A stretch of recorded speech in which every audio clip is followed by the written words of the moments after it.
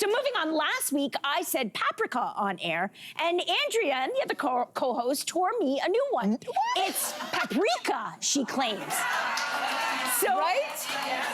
Okay. Associated Press has a list of commonly mispronounced words from 2024, and okay, paprika is not on it, but Kamala Harris is, and Chappell Roan, am I saying that correctly? That's right. Yeah. Chappell Roan is on the top of the list. So what words are you guys guilty of mispronouncing? First of all, I need to clear my name. I did not tear you a new one. I was just a little confused because you were talking about your caftans dish and then you just dropped a paprika on us. And I was like, I'm sorry, I cook. I've never heard of a paprika. What is that?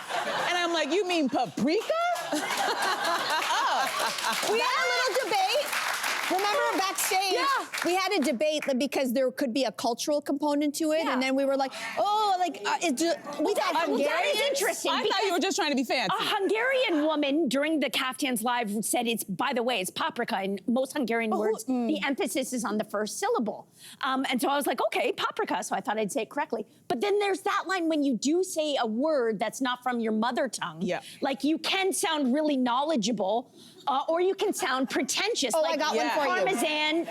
Parmesan versus Parmigiano. Yeah. Ooh, I like the second one better. I love a croissant or a croissant. Yeah. Yeah, the French. Yeah, people who speak a different language, they want you to say it with that accent. It's like, listen, or if I don't speak because that if language. I say that to you guys, like, if I said croissant, would you be like, Jess? Well, we would not. Go have Danish. No. Well, only because I know you probably don't really speak French. Yeah. So to say it like that, I would be like, why are you saying it like that? Give it away. Was it the paprika?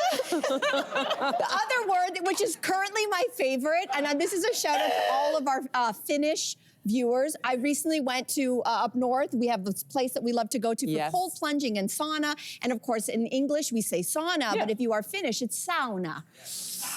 But it does sound like like in a conversation, and I say, Cynthia, did you go to the sauna today? I just I basically live at the sauna. I can't do it. I'm sorry if it bothers people, but you do end up sounding a little bit odd if it's outside of your realm. But I'm thinking back to names, and I will say to you that I was doing the Roan, Chappell Roan. I was doing Roan. I don't know why. But then there was this name that kept popping up, and I didn't even dare read it. This guy, wait a minute. How do you say that name? Oh, you knew it too. Yeah. But first time before you ever... See, I was like, I was afraid. I saw butt. I did see butt. It is Buttigieg. I have infamously, like, said... I can say Jennifer incorrectly on some days. I mispronounce words all the time. But I think it's because, you know, when you read words, you know what they mean, and they stick in your head, but you don't get an opportunity to say them out loud. Yes. So, like for me, like, placate.